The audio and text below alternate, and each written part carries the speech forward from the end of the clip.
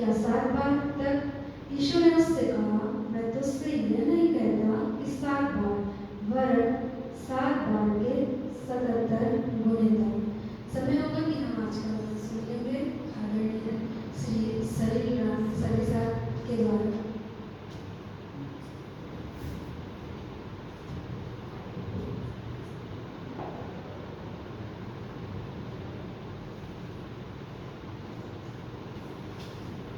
परमेश्वर पिता का धन्यवाद हो एक और अच्छी सुबह के लिए। धन्यवाद देता हूँ इस अवसर के लिए जो मुझे मिला कि आज मैं आपके साथ वचन में से कुछ बातों को शेयर कर सकूं। आज की सुबह थोड़ी सी कठिन थी एक बार फिर से मेरे लिए। आप जानते हैं कि मैं माइग्रेन का पेशेंट हूँ और सुबह 5 बजे के लगभग काफ़ी तेज माइग्रेन का अटैक हुआ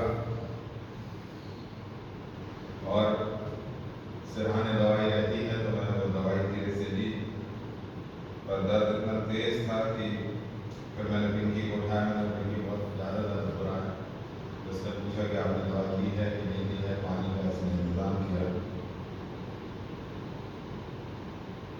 लग रहा था कि नीरज भाई को सवेरे फ़ोन लगाऊं कि यार आज नहीं हो पाएगा, पर परमेश्वर ने सामर्थ्य दी है और खड़ा हुआ हूँ।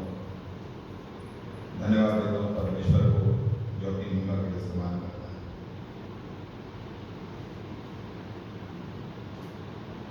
जो विषय है बहुत ही सरल विषय है, क्षमा।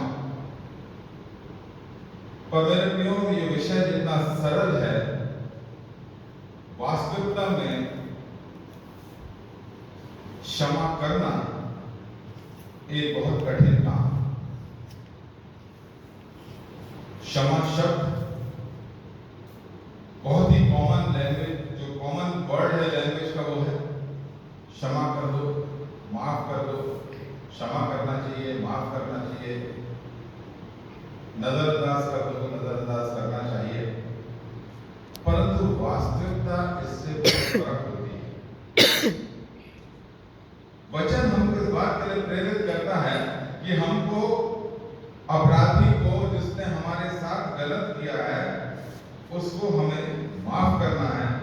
हमें बदला नहीं लेना है, पलटा नहीं लेना है। और वचन अभी सरोज ने आपके सामने पढ़ा कि 7 के 70 गुना बार हमें माफ करना है। ये वचन हमसे अपेक्षा करता है।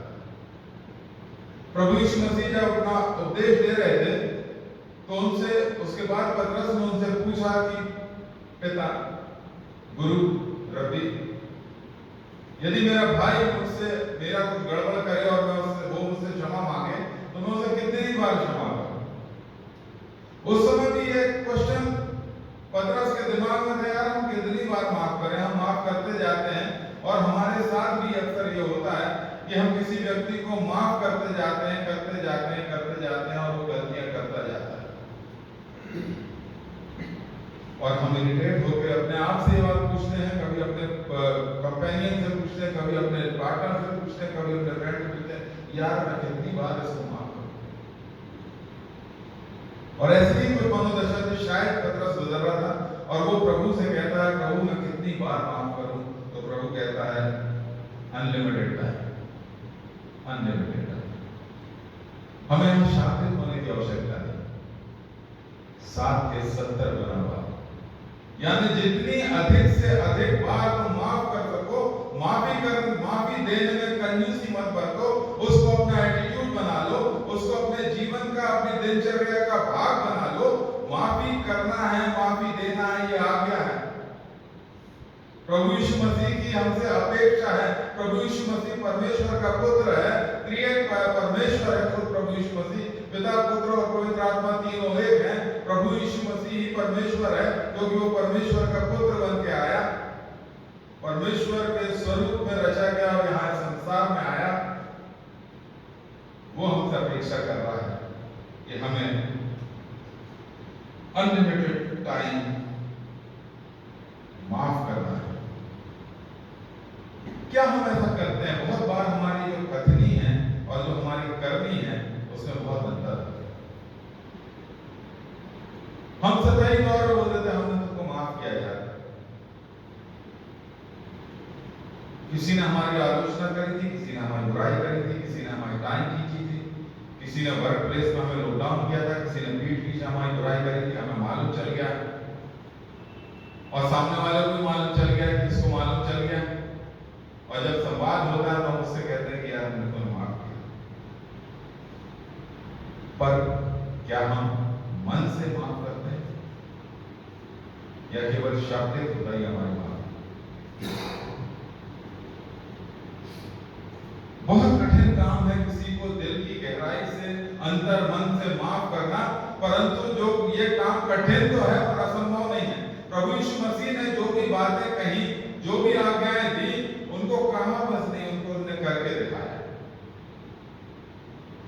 वो किसी नेता की तरह नहीं था कि जिसकी कथनी और करनी में अंतर होता है। नेता कहते कुछ है, करते कुछ है, जिनको लोगों को अधिकार मिला हुआ है वो कहते कुछ है, करते कुछ है। प्रभु यीशु मसीह ऐसा नहीं था। उसने जो कहा वो करके दिखाया। वो कहता है कि कोई तुम्हारे एक गाल पे थप्पड़ मारे तो उसके सामने दूसरा फेर दो। सहनशीलता धारण करो, प्रतिकार मत करो, बदला मत दो, पलटा मत दो, सहनशीलता धारण करो और क्षमा कर दो। आप देखिए क्रूस की यात्रा में प्रभु यीशु मसीह कितना अपमान सहता है, उस पर थूका जाता है, उसको कांटों का मुकुट पहनाया जाता है, हर प्रकार की गंदी बातें, गंदे आरोप उस पर लगाए जाते हैं। कोई उसको झिझोड़ता है, कोई इधर खींचता है, कोई लपाड़ा मारता है, कोई मुक्का मार रहा होगा, पता नहीं क्या क्या उसके संग कर रहे थे। अपमानजनक वो रात थी पूरी।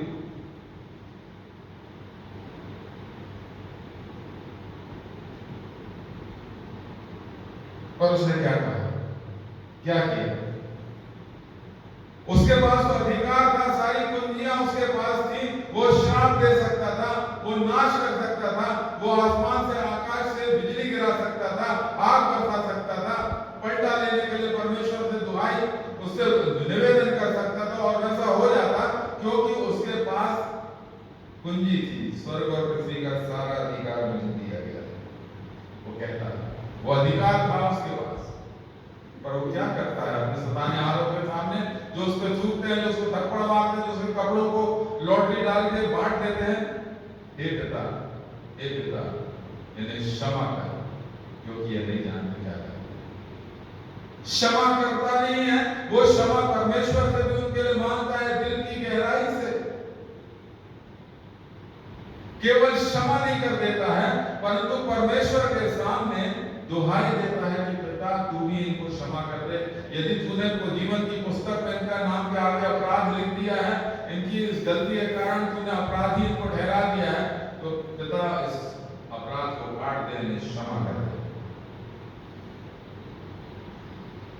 जो हमारे संग बुराई करते हैं, हमारी आलोचना करते हैं, हमारा बुरा भला कहते हैं, हमें प्रताड़ित करते हैं मानसिक रूप से, शारीरिक रूप से प्रताड़ना की बात नहीं कर रहा, जो हमें मानसिक रूप से प्रताड़ित करते हैं, क्या हम उनको क्षमा कर पाते हैं? और क्षमा करने के बाद क्या हम परमेश्वर से उनके लिए प्रार्थना करते हैं? क्या लिखा है वचन में? अपने सताने हारों के लिए प्रार्थना करो। यही लिखा है, अपने सताने हारों के लिए प्रार्थना करो। तो हमें ना केवल क्षमा करना है, प्रभु यीशु मसीह ने उदाहरण रखा है, हे पिता इन्हें क्षमा कर।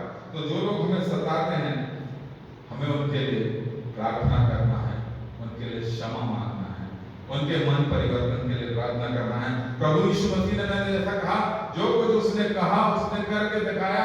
उस दृश्य की कल्पना करिए कि वो कुएं पे बैठा है, वहां पर एक पापिन स्त्री आती है जो व्यभिचारी स्त्री है, वो कई पति कर चुकी है और अभी भी जिसके साथ वो रहती है वो भी उसका पति नहीं है, व्यभिचार से ग्रसित महिला है। प्रभु को पानी देती है आगे,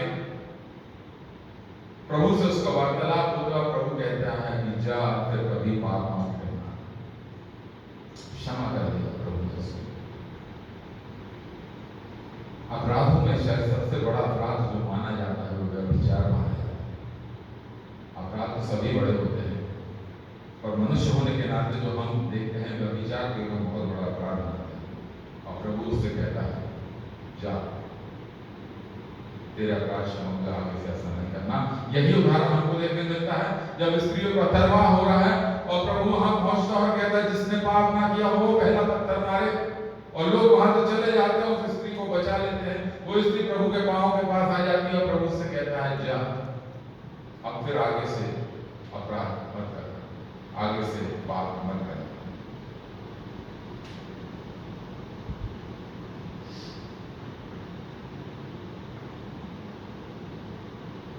प्रभु यीशु मसीह ने कहा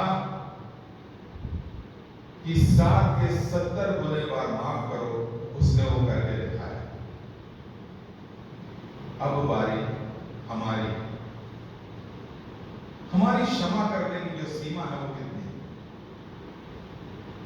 अक्सर ये बात मैं बोलता सुनता हूं, मैंने भी कई बार बोली यार हम इसको माफ नहीं कर सकते, ना हो पाएगा, हम क्षमा नहीं कर पाएंगे क्षमा। यार उसने इतना बड़ा कर दिया है, मेरे कैरेक्टर पे इतना बड़ा लांछन लगाया है, मेरे ऊपर इतनी बड़ी चोरी लगाई है, मेरे ऊपर इतना बड़ा भ्रष्टाचार और गबन का आरोप लगाया है, मैंने तो कुछ किया भी नहीं था, मैं तो विश्वास योग्यता से अपना काम करता रहा हूं, मैंने मेहनत से अपना काम किया है, मैंने समर्पण से अपना काम किया, और इसने देखो अधिकारी के सामने मेरे बारे में ऐसा बोला, मैं नहीं कर पाऊंगा, नहीं हो पाएगा।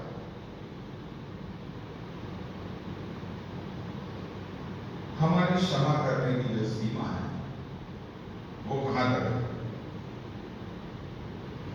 मनुष्य के संग एक जो समस्या है वो ये है ना कि हम क्षमा प्राप्त तो करना चाहते हैं, परंतु जो दिक्कत है कि हम क्षमा करना नहीं चाहते। देखिए इफिसियों उसके 4:32 में क्या लिखा है, एक दूसरे पर कृपालु और करुणामय हो, और जैसा परमेश्वर ने मसीह में तुम्हारे अपराध क्षमा किए हैं वैसे ही तुम भी दूसरों के अपराध क्षमा करो। इफिसियों 4:32। हम क्षमा प्राप्त तो करना चाहते हैं, हमें क्षमा चाहिए, हमने जिसके प्रति गलत किया है, हमने अपराध किया है, जिसकी हमने निंदा करी है, जिसके बारे में हमने झूठे लांछन लगाए हैं, हमें उससे क्षमा चाहिए। परंतु जब बारी हमारे पास आती है, जब कुंजी हमारे हाथ में होती है, तो क्या हम दिल की गहराई से उस व्यक्ति के लिए क्षमा मांगते हैं या क्षमा करते हैं उस व्यक्ति को? नहीं। क्या क्या बाधाएं हैं क्षमा करने में? बिल्कुल टच एंड गो में 2 बाधाएं मैं आपके सामने चर्चा करूंगा। हमारा जो अहंकार होता है ना, वो सबसे बड़ी बाधा होता है किसी को क्षमा करने में। सॉरी बोलना इतना कठिन हो जाता है, वो शब्द मुंह से इतनी मुश्किल से निकलते हैं। जब हम लवर्स होते हैं, प्रेमी प्रेमिका होते हैं, तो हम धारा प्रवाह सॉरी बोलते हैं, अनलिमिटेड टाइम दिन में सॉरी बोलते हैं। परंतु जैसे ही पति पत्नी हो जाते हैं, कठिनाई होने लग जाती है सॉरी बोलने। अरे मैं तो पुरुष हूं, मैं छूऊंगा औरत के सामने, और स्त्री सोचती है कि मैं इनके लिए इतना करती हूं और ये इन्हें मेरी कोई कदर नहीं, इनको तो कुछ समझ में नहीं आता कि मैं क्या करती हूं। हमारे अहम इतने बढ़ जाते हैं, दोस्तों के बीच में अहम बढ़ जाते हैं। अरे मैंने तो उसके लिए पूरे जीवन इतना किया, उसकी फीस भी भरी, उसको टॉकी में जब पिक्चर दिखाने जाते थे मैं उसकी टिकट कटाता था, जब हम लोग कॉन्ट्रीब्यूट करके खाना खाते थे तो उसके पैसे मैं देता था, उसने मेरे साथ ऐसा किया, बिल्कुल माफी नहीं मिल सकती उसको।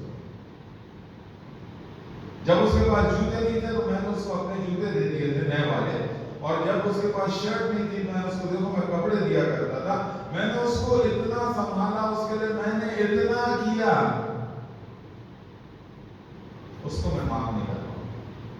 हमारा जो अहंकार है, जो हमारा अहम है, ईगो, नॉट प्राउड, ईगो, हमारा ईगो आ जाता है। और दूसरी बात हमारा जो बड़बोलापन होता है ना, किसी ने हमारे खिलाफ इतना सा किया, हम गॉसिप करने लग जाते हैं, हमें मालूम चलता है कि उसने हमारे बारे में ऐसा कहा है, और हम इतनी बड़ी बड़ी बातें कर जाते हैं। और जब क्षमा करने का अवसर आता है तो हम अपने ये बड़बोलेपन का जो हमने आवरण अपने चारों ओर बना लिया है, इतनी बड़ी बड़ी बातें हमने कर दी कि हम उसको माफ नहीं कर सकते, हम उसको ये नहीं कर सकते, वो नहीं कर सकते, और हम उस अपनी बातों के जाल में फंस जाते हैं, अपने बड़बोले में फंस जाते हैं और हम क्षमा करने में हिचक जाते हैं, क्षमा करने में हमें तकलीफ होती है।